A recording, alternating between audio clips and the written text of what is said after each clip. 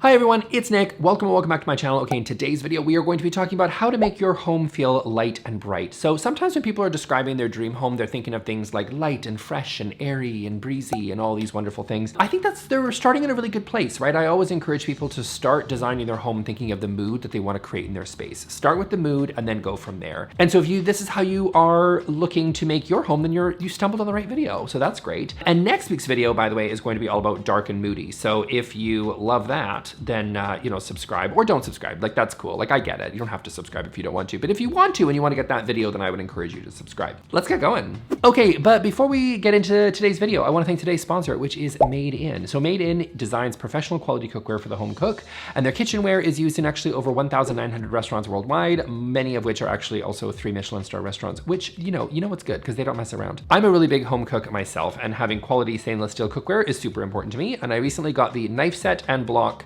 in olive wood, which is not only gorgeous to look at. Who knew knives were an amazing decor piece, but they are. But they also cut beautifully too. I also love the 10-inch and 12-inch 5-ply stainless steel frying pans, whose 5 layers allow for superior heat retention, even heating, and ease of heat control. So if you're ready to upgrade your kitchenware, check out the Stainless Collection and Made In's other cookware pieces by using the link in my description to save on your order. Thanks Made In for sponsoring today's video. Now let's get back to how to make your gorgeous home light and bright. Okay, so tip number 1 is going to be choosing light colored paints and specifically looking at those higher LRV paints. Okay, let's talk about that. What is LRV? What is this language that this man is speaking to me here on the internet? Okay, let me tell you. Light reflectance value, that is what LRV means. And roughly it means the percentage of light that is reflected off of a paint color. And this is right there on the website. You can go to Benjamin Moore, Behr, Sherwin-Williams, whatever you're going, they will always say what the LRV of the paint is. Now, white tends to have always has a very high LRV. Off-white's a little bit lower. Well, pretty much everything is an off-white, to be honest, but that's a whole nother story. And then as you get towards black, you're gonna get closer to 0, right? So something like Chantilly Lace, which is Benjamin Moore's brightest white, Simply White is also very bright. These are 90, 88 to kind of 91 sort of percent. That means that a lot of the light is being reflected off of the paint back into the rest of the room.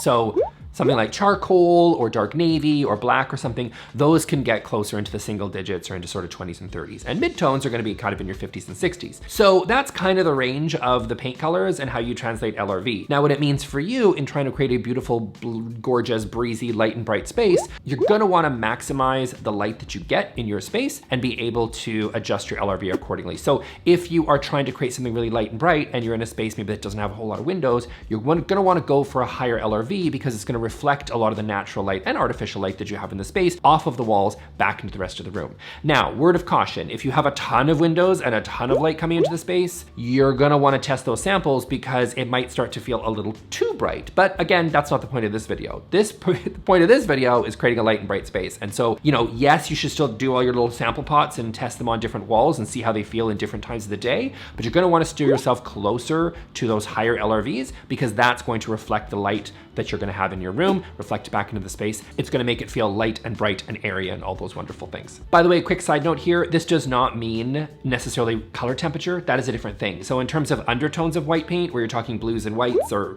blues and creams and things like that, where it has like an orange or yellow warmer undertone, purples, blues, darker greens and things like that as a cooler undertone, that's a separate video, okay? So we're not talking temperature here, we're talking brightness, okay? So if you wanna go check out, I have a video on how to choose a white paint. It's from 1,000 years ago, but feel free to check that out with more information there. Okay, next up on my list is going to be choosing airy textures. So these are really light, sort of to the touch, but also visual lightness to choosing some of the textured sort of pieces that you have in your home, right? So something like take drapery panels, right? Like if you're gonna choose curtains and things that are really heavy, maybe they are a really dark color, maybe they have a lot of weight to them, like they're physically heavy, right? They're using fabrics that are very heavy. Those are going to read visually as quite heavy for the space. If you wanna go for something really light and bright and airy, you're probably gonna go for something that's a little bit softer, something in a nice light cotton, maybe something that just feels like it's got really light and sort of breezy sort of textures to it. And that applies to other sort of fabrics that you have in the space as well. So for a bedroom, for example, you might want to choose something in a gorgeous light linen or cotton as opposed to something that sort of reads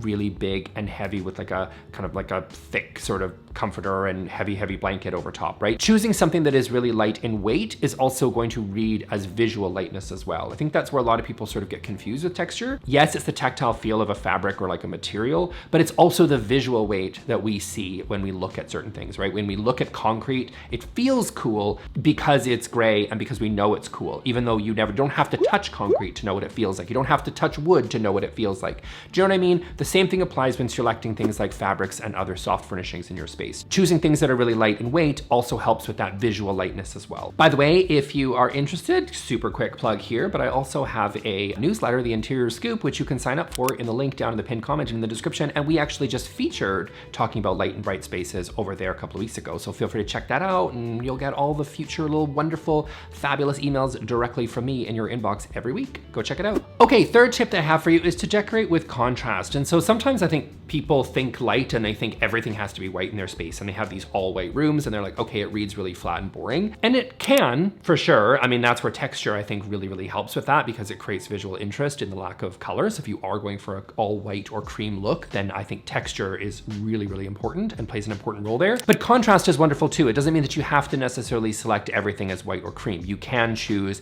black or darker colors. For this, I would follow the 80-20 rule. I would say that 80% of your furnishings ideally are going to be made up of sort of those light, bright, sort of airy sort of colors, but then feel free to play with some contrast as well. So you can still use darker colors as well. And what it does is, I think it just kind of really emphasizes how light and bright the rest of the space is. It's creating that visual interest in the room. It's still drawing your attention to some of that contrast that's happening in the space. So it still feels interesting. It still feels like you are creating those focal points that it's going to make for a really dynamic space, but you're not necessarily just going to have everything read as flat and white. And it's going to just give that really visual interest that you're looking for, while still keeping with the rest of the space feeling light and bright. So don't be afraid of contrast when you're still creating a space that's light and bright. I think it can actually really help make a space feel more visually interesting. Okay, next up on my list, and this is really simple and it costs you nothing to do, and that is clean. Girl, come on. You know what I mean? Like, you want to create light spaces and you want to have these beautiful windows that you do have. Hopefully you have some windows and you're not living in some sort of prison cell, but you know, whatever windows you have. Some people have big, gorgeous windows and some people little tiny stubby ones. You don't really know what to do with them, but use the windows that you have and just clean those windows. Get out that bottle of Windex and clean the windows, because nothing will make a space not feel light and bright and airy and beautiful and wonderful as dirty windows. So clean them. Also clean your furnishings as well, right? Like, you know, keep visual, you know, definitely making sure that your pillows are clean and your couch cushions, and you got the Folex out. You know, I love the Folex. Link down below. But no, you're cleaning you're cleaning your space, and you know, everything doesn't feel like you're vacuuming and you're doing all the wonderful. Do I have to tell people this? Apparently I do. I really do. But I think in addition to just like actual cleaning, decluttering, right? You want a space to feel really light and bright and airy. I'm not saying you have to be a minimalist, right? But just be very conscious of what you're putting in your space, right?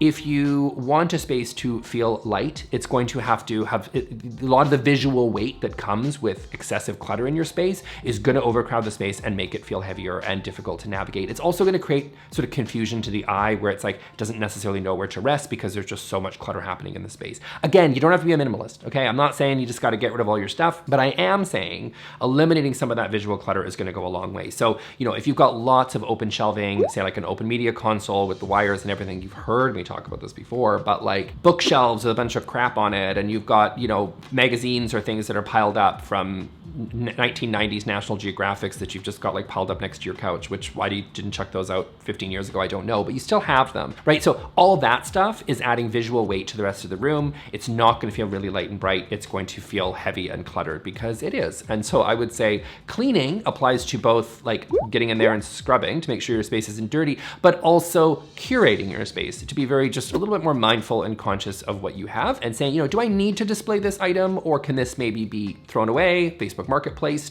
or perhaps hidden, you know, because if it's ugly, then why not just hide it? Okay, next up on my list is going to be emphasize and reflecting light. So remember how we talked about earlier about LRV? So that's the paint on your walls, which are going to do a great job reflecting a lot of the light in the space for sure. But let's also just take a minute and be conscious of the light that you do have, the natural light that you do have in the space, right? So if you do have those big open windows, make sure that they're unobstructed so that, you know, you make sure that you're maximizing the amount of natural natural light that you have in the space, because the goal is to take a lot of that natural and artificial, lamps and things as well do their part, and reflecting it in the space to make sure that it feels really light. Also, the addition of things like mirrors, which is a classic interior design sort of staple of making a space feel a lot larger, but also can really help reflect a lot of that light that's coming in through your windows and through your artificial light that you have in the space. So really doing its job again to maximize the lightness that's coming through into space. Now this, of course, is going to vary depending on the type of room that you have. Again, like I said with LRV, if you've got massive floor to ceiling windows and your space arguably has too much light and you're like, okay, well, I need to tone it down, otherwise it just feels a little bit like I'm blinded when I walk in this room, you're gonna make different decisions than someone who's in a basement suite and has little tiny stubby windows at the top that are just trying to like try to coax in whatever light they can from outside. If that's you, if you're the latter, then things like, you know, curtains might not be doing you any favors, and things like mirrors and bright paint are gonna do a much better job at reflecting the light that you are getting. Also, I've mentioned artificial light a couple of times in this video, so this is a good time to talk about those lamps and sconces and things like that that you can have in a space, right? So lamps, floor lamps, table lamps, wonderful job of creating additional light in the space, especially of course in the evenings when it doesn't matter how many windows you got, you just aren't gonna get a whole lot of natural light in there. And this is going to, I think, you know, illuminating sort of focal points in the room. If you maybe have art in the room, it's really beautiful to put like say 2 sconces next to it. That can be gorgeous. Or you can have accent lighting over top of it to really emphasize the art, even in those, you know, evenings, to sit there and create like a beautiful space. And honestly, just a really thorough and complete lighting plan where you have different artificial lighting sources in the room, you know, in different spaces spread out throughout the room, can go a long way to make a space feel brighter in those evenings, especially where I live in Vancouver. I don't know where you live, but can get pretty dark and gloomy here in, you know, February, where I'm actually filming this. Yeah, so artificial light is gonna go a long way to make a space feel light and airy, even in those dark winter months. So definitely don't sleep on all sorts of lighting. I've talk to you all about it. Like, don't just rely on that one light in the center of the room. You want to have a fully developed, complete lighting plan where you've got different lighting illuminating from different areas of the room, all unified in color and temperature. Please don't use we don't need pink light bulbs, okay? That's not creating the light and bright space that we're looking for. And yeah, I think you're off to the races then. Okay, and then next on my list is gonna be like lower furniture and really just right sizing the amount of furniture that you have. Not really right sizing, but like, and you know what I'm trying to say, less. Sometimes I think people have spaces where they just have too much furniture. And it's like, is this really serving you, right? Like, do you have the appropriate amount of furniture, or can we start taking some things away? And sometimes I think people just get furniture like given to them, or they find it, or they like it, or they downsize from one house to the next, or, you know, well, it fit in my last apartment, but ooh, it doesn't fit in this one. And so they just sort of have too much. And in addition to it maybe being too much furniture, like actual number of pieces in the room, it can also be that the scale of it might be off, right? If you've got furniture pieces that are way too big or really high, and they're not sort of a little bit more lowered to the ground, it can make a space feel really heavy and cluttered, even if you don't have clutter. Even if you put away those freaking magazines we talked about earlier, it doesn't really matter because you just have so much furniture that it becomes really difficult to navigate, and it's not gonna give that light and airy look that you're going for. So I would say, take a look at the room. Do you have, you know, 7 side tables? Do you have like 4 side chairs and a giant ottoman? Like, I don't know, a grandfather clock that's like been sitting around in the corner that's been like in the living room, and you're like, why? Do you have cat trees all over the place? Are you that person? Like, I get it, cats need cat trees, but like, someone needs to make a nice cat tree for the record, but that's a whole other conversation. Do you have too much, basically? Because it's gonna add to that visual weight that we talked about, which is going to make your space feel really heavy and the opposite of what we're looking for. So I would say choosing maybe less furniture, being a little bit more, again, curating those furniture pieces that you do have. Make sure they're the right scale so they don't visually overwhelm the space. And ideally, you know, accessibility becomes a concern sometimes with some of these super low pieces of furniture, but lower furniture, it's gonna lead to less visual weight for the room, which is gonna make it feel lighter.